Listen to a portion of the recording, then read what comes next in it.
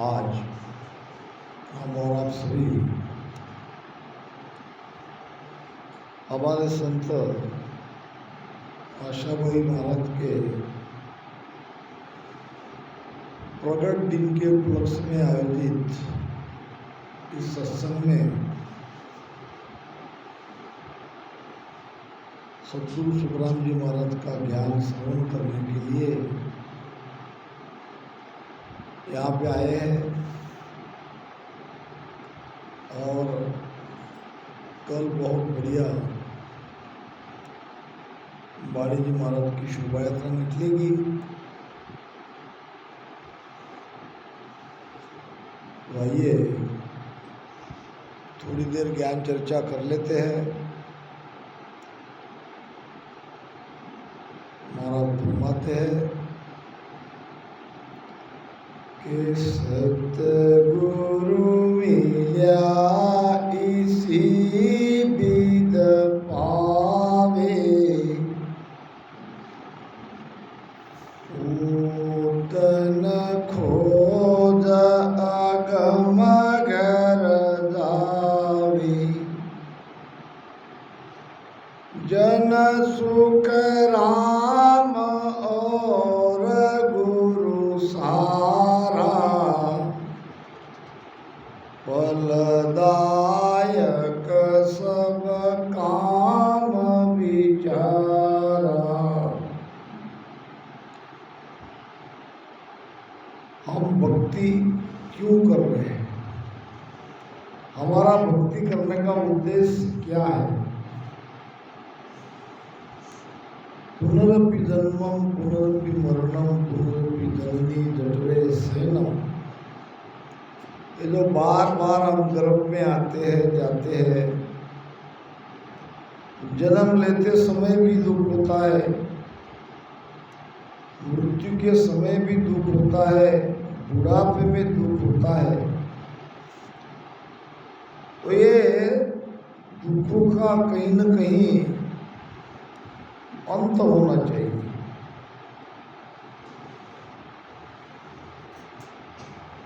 ये हमारा आवागमन का चक्कर मिटना चाहिए। इसलिए हम भक्ति धारण कर रखे हैं, इसीलिए हमको भजन सुमिरन करना है। इसको कहते हैं बंधन से मुक्त होना। ये जीव अनेक बंधनों में बंधा है। बंधन से मुक्त होने के लिए हमें एक जीता जागता सदगुरु चाहिए, हमारे जैसा बोलने वाला, हमारे जैसे रहने वाला, हमारे साथ लेकिन उस परमात्मा से मिला हुआ, हमारे साथ रहने वाला मगर परमात्मा से मिला हुआ, ऐसा एक जीता जागता सदगुरु चाहिए। जब उनका शरणाधारण करेंगे और फिर उनसे भेद लेकर भजन सुमिरन करेंगे, तभी हमारा ये कार्य सिद्ध होगा। अन्यथा आना जाना तो लगा ही रहता है। अब ऐसे सदगुरु हमें मिले या नहीं मिले, इसकी परीक्षा कैसे? तो महाराज फरमा रहे हैं, सतगुरु मिल्या इसी विद पावे, और ओतन खोज अगम घर जावे। ये शरीर में, ये घट में भजन सुमिरन से हम उस परम तत्व को, उस अगम देश को, उस सदगुरु को वेद से सुमिरन करने पर अगर उस देश में हम जा रहे हैं, वो सत्ता हमारे घट में प्रकट हो रही है, तो हमने सदगुरु का ही शरणा लिया है और कोई गुरु वो हो ही नहीं सकता।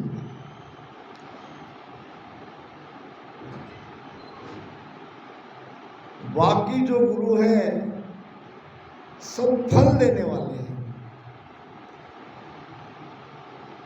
माया का, तीन लोक का सुख देने वाले बाकी सारे गुरु हैं।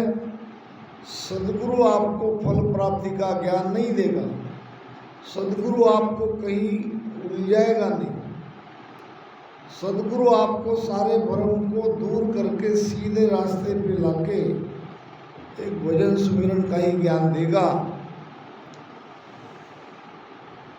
अगर ऐसा है तो हम सदगुरु के शरण में है, नहीं तो संसार में तो गुरु ही गुरु भरे है, गुरु की भरमार है, गुरु की कोई कमी नहीं है। सतगुरु शरण मोक घर पावे, आवागमन रोग सब जावे। सतगुरु शरण मोक घर पावे। जब तक ये जीव सदगुरु के शरण में नहीं जाएगा, मोक्ष में नहीं जा सकता। सतगुरु शरण मोक घर पावे और आवागमन रोग समझावे। ये सारे रोग हमारे मिट जाते हैं, ये आना जाना मिट जाता है। ऐसा वो सतगुरु का शरणा कहलाता है। गुरु सतगुरु अंतर वो भाई, ते समझा जारी भिन्न कमाई। समझने की बात है, गुरु और सदगुरु में क्या अंतर है। ऊपर ऊपर दिखने में तो आपको एक समान ही दिखेंगे। गुरु सदगुरु वो अंतर भाई, इसके लिए चाहिए आपकी वो दृष्टि, वो विवेक दृष्टि चाहिए। नहीं तो सदगुरु समझ के गुरु के शरण में ही अटक गए तो ये जन्म बेकार चला गया। तो दोनों का फर्क महाराज बता रहे हैं, दोनों का अंतर बता रहे हैं, और ये हमको समझना है। गुरु सतगुरु वो अंतर भाई, अर्धे समझा जारी दिन न कमाई। जो शिष्य गुरु और सदगुरु का भेद पहचान लेता है, दोनों का अंतर समझ लेता है, धन्य है वो। अब उसकी तो कमाई हो ही जाएगी। वही जो समझेगा नहीं वो वहीं अटक जाएगा, आगे नहीं बढ़ पाएगा, दोबारा तीन लोग के चक्कर में वहीं अटक जाएगा। इसलिए खोजी बनो, ज्ञानी बनो, सत्संग में सारी चीजें समझो। गुरु करता क्या है और सदगुरु करता क्या है। गुरु तो तुम्हें बंधन में डालने का ज्ञान देता है, वो जप कराएगा, तप कराएगा, यज्ञ कराएगा, तीर्थ वर्त के बारे में कहेगा, माया के फलों के प्राप्ति के सुख का ज्ञान देगा, और बहुत सारी बातें कहेगा। केवल ये नहीं कहेगा भीतर में सत्संग निरंजन कुदरत कला कैसे जगती है, सांसों सांस में राम भजन करने का भेद नहीं बताएगा। इसी पर से समझ लेना कि जिसको हमने गुरु बनाया है वो सदगुरु है कि गुरु है। महाराज ने 3 प्रमाण दिए हैं सदगुरु के। वो सदगुरु है कि नहीं है, इसकी परीक्षा ये 3 प्रमाण से बड़ी आसानी से आप कर सकते हो। पेलो पर जो ज्ञान है दूजो अनवेदान, तीजो सो सुख राम कहे, हंस चहटे आन। पहलो परचो ज्ञान है। पहला परिचय सदगुरु का क्या है, तो उसका ज्ञान सत्संग में वो कौन सा ज्ञान दे रहे हैं, उनकी सत्संग किस ज्ञान पे हो रही है। अगर वो माया ब्रह्म का ही ज्ञान दे रहे हैं तो वो सदगुरु नहीं है। अगर उसके पास कुदरत कला सत्संग नियंचर का भेद नहीं है, उसका ज्ञान ही नहीं दे रहे हैं, तो वो सदगुरु नहीं है। पहलो परचो ज्ञान है। एक है हद, एक है बेहद, एक है अगम देश। हद में आते हैं 3 लोग 14 भवन, बेहद में आते हैं 3 ब्रह्म के 13 लोग। हद के कई प्रकार के ज्ञान है। त्रिकुटी तक 3 लोग, इसको कहा है हद। हद में रहने वाला एक ज्ञान है। एक ज्ञान हद के परे का बेहद का है। अब इसमें से आपको वो 3 लोक का ज्ञान दे रहे हैं, 3 लोक का सुख का ज्ञान बता रहे हैं, या आपको हद से बेहद में जाने का ज्ञान बता रहे हैं। हद वाला तो गुरु है ही, मगर जो बेहद में ब्रह्म की भक्ति बता रहे हैं, केवल ब्रह्म तक ही उनका ज्ञान सीमित है, तो वो भी अंततः सद्गुरु नहीं है।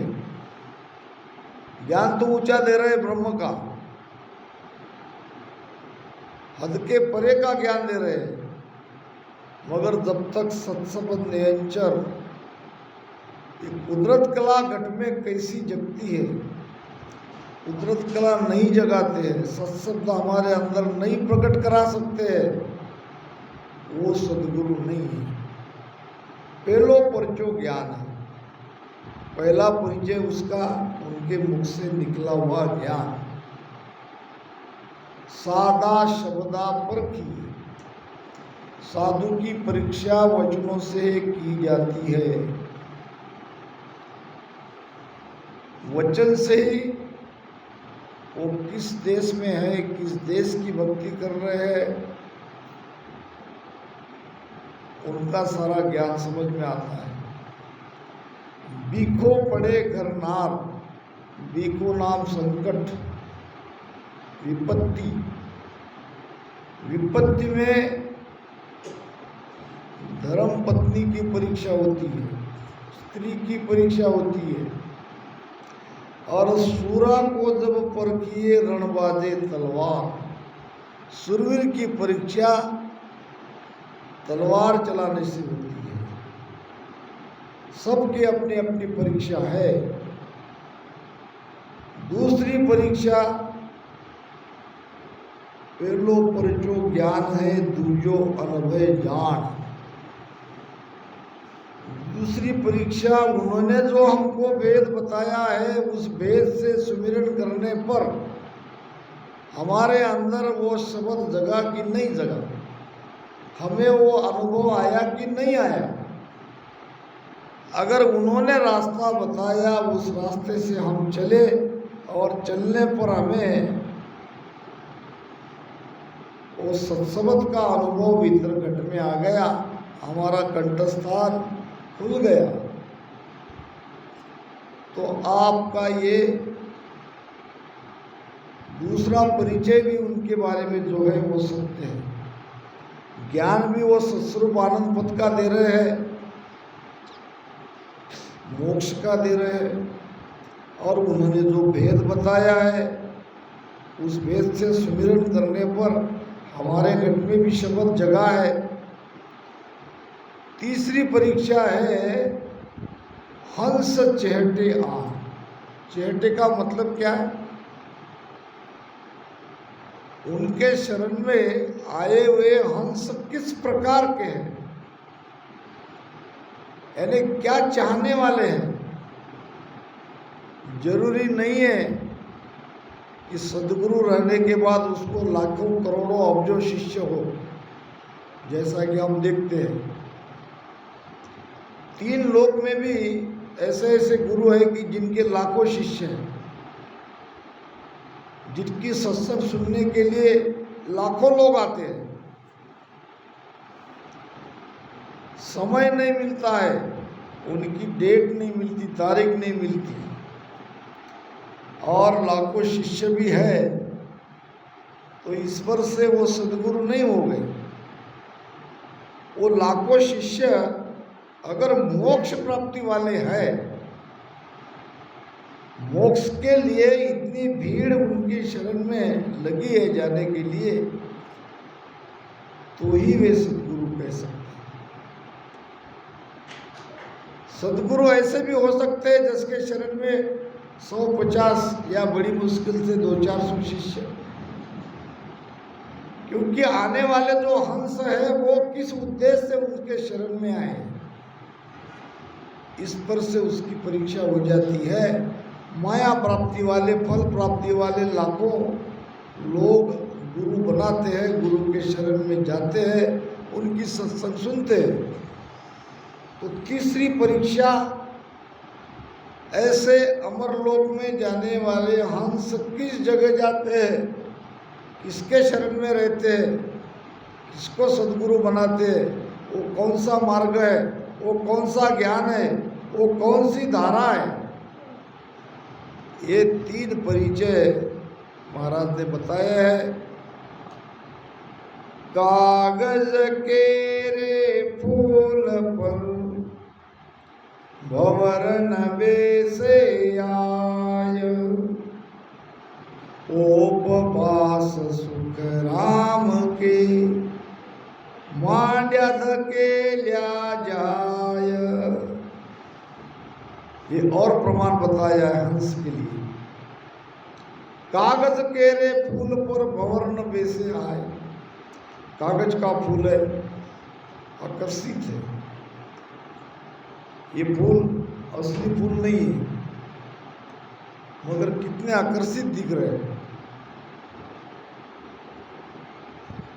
हम तो आकर्षित हो जाएंगे, मगर जो भंवरा है वो ऐसे फूलों पर नहीं मंडराएगा, वो आकर्षित नहीं हो सकता। कागज के रे फूल पर भंवर न बेसे आए, और वही भंवरा असली फूल जब उसे दिखेगा, उसकी खुशबू आएगी तो उस पर मंडराएगा, और वो फूल में जाके बैठेगा मकरंद का स्वाद लेने के लिए, और उस स्वाद में वो ऐसा आनंदित हो जाएगा, उसको जबरदस्ती से उसको वहाँ से निकालना पड़ेगा तो जाएगा, नहीं तो नहीं जाएगा। ऐसे ही आपको भंवरा बनना है। सच्चे ज्ञान की खुशबू कहाँ आती है, कहाँ से आती है? वो फूल आपको उसकी तलाश करनी है, और उस फूल पर ही बैठना है। अब सच्चा फूल है सदगुरु, और भंवरा है हम। अब हम अगर कागज के फूल पे बैठेंगे तो एक तो हमको भंवरा नहीं कहा जा सकता, तो असली भंवरा असली फूल के साथ ही रहेगा। इसलिए ऐसी तड़पने वाली आत्मा आप बनो। आप तड़पोगे तो सदगुरु की दया मेहर से आपके अंदर वो सत्ता जगेगी। महाराज कहते हैं, ऐसा भेव बताव जो सिमरत गुरु मेरा, ऐसा भेव बताव सिमरत गुरु मेरा राम मिलो देह में कांटू विष जेरा राम मिलो देह में काटू विष जेरा ऐसा भेव बताओ।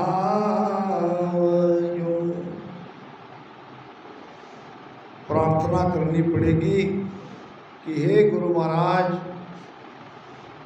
मुझे ऐसा भेद प्राप्त कराओ, मुझे ऐसे सद्गुरु से मिलाओ जिनके द्वारा मुझे वो भेद मिल जाए और उस राम जी को मैं घट में ही पाऊं, वो बाहर नहीं है। वस्तु जहां है वहीं उसे ढूंढना चाहिए। वस्तु कहीं ढूंढे कहीं किणविद आवे हाथ। वस्तु कहीं अलग पड़ी है, हम ढूंढ कहीं और रहे हैं। तो हमको हमारे घट में उस राम जी को पाने का भेद बताने वाले सद्गुरु चाहिए, और वही है सद्गुरु जो हमें भेद देकर जीते जी, मरने के बाद नहीं। तो इसलिए महाराज ने कहा है कि गुरु सद्गुरु वो अंतर भाई और जे समझा जारी धिन्न कमाई। बहुत भारी अंतर है दोनों में। जैसे कागज के फूल और असली फूल के जैसे भौरा अगर बनेंगे तो हम सद्गुरु की पहचान कर लेंगे, और फिर हमारी कमाई को महाराज ने धन्य कहा है। जन सुख राम सतगुरु मेला, नर देह पाय मिले पद भेला। सद्गुरु करते क्या है? सद्गुरु जीव को शरण में लेते हैं और फिर उसको ज्ञान देते हैं। ज्ञान देकर जब उन्हें लगता है कि अब ये भजन करेगा, अब ये कहीं इधर उधर नहीं जाएगा, तब उसे सांसों सांस में राम राम का भेद बताते हैं। उनके बताए भेद से जब सुमिरन करते हैं तो जब उसमें अगबग प्रेम आ जाता है तो हमारे घट में सद्गुरु की वो सत्ता, जिसको हम शब्द कहते हैं, वो यहाँ कंठ स्थान पर जग जाती है। सतगुरु जन सुख राम सदगुरु मेला, यानी सदगुरु से मेल मिलाप हो जावे, सदगुरु का दर्शन हो जावे, सदगुरु का शरणा मिल जाए तो नरदे पाय मिले पद भेला। मनुष्य शरीर को उस पद में तभी हम पहुंच सकते हैं। आवागमन बोर नहीं आवे,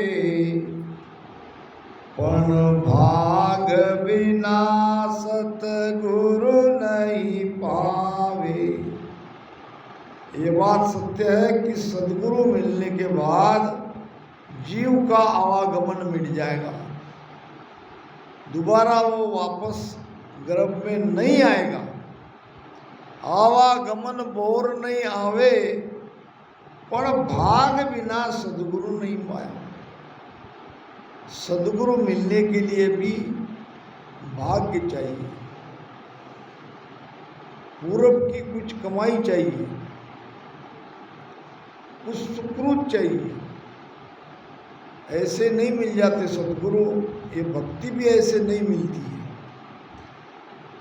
अगर सबके भाग्य में ये भक्ति करना होता, ये सद्गुरु का शरणा मिलना होता, तो आज इतने गिने चुने लोग यहाँ नहीं रहते।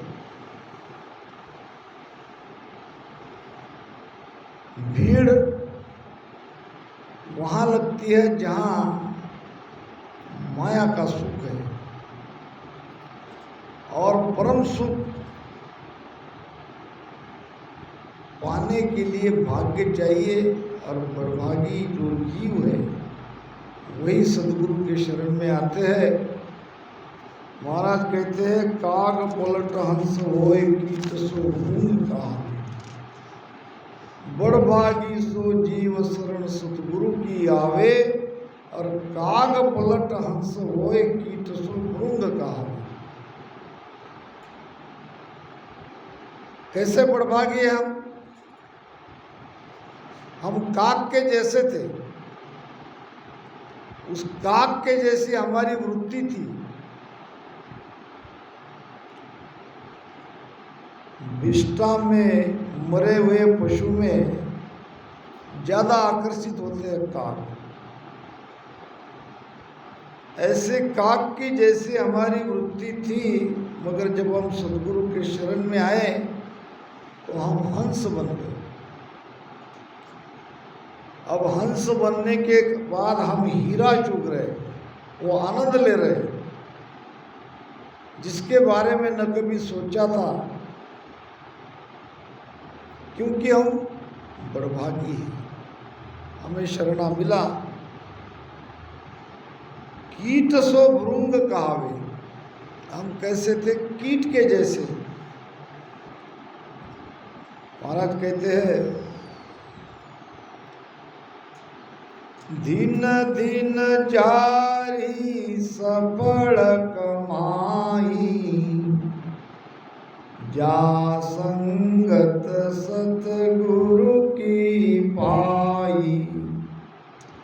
उड़ उड़ भुजंग चंदन बन जावे, यूं शीस तन की तपत बुझावे। अंग ज्वाला व्यापे नहीं कोई, यूं संगत सतगुरु की होई। जड़ी संजीवन जीव जीवाया, क्या करनी मुर्दो कर आया। अमर करे अमीर पावे, यूं सतगुरु की सता कहावे। कई प्रकार के प्रमाण देके महाराज समझा रहे हैं कि उड़ उड़ जीव भुजंग बन जावे, चंदन बन जावे। उड़ उड़ भुजंग चंदन बन जावे। जैसे भुजंग मलयागिरी पर्वत में चंदन को पेड़ पे लिपट जाते हैं, वहाँ उनको शांति मिलती है। ऐसे ही जिनके अंदर मोक्ष प्राप्ति की ज्वाला लगी है, जो संसार से एक प्रकार से उनका राग छूट जाता है, ऐसे सभी हंसा आत्माएं सदगुरु के शरण में आते हैं और यहाँ आके उनको शांति मिलती है। पारस का क्या पराक्रम होई, लोह परस कंचन हो जाए। जैसे एक पारस का पत्थर लोहे को उसका सारा गुण पलटा देता है, रंग पलटा देता है, कीमत उसकी बदल जाती है। इसी प्रकार ये जीव जब सदगुरु के शरण में आता है तो सदगुरु उसे पूरी तरह से उनको पलटा देते हैं। हम और आप देख लो, सदगुरु के शरण में आने के पहले हम कैसे थे। आज की स्थिति पहले की स्थिति में कितना बड़ा अंतर है। हमें गुरु महाराज का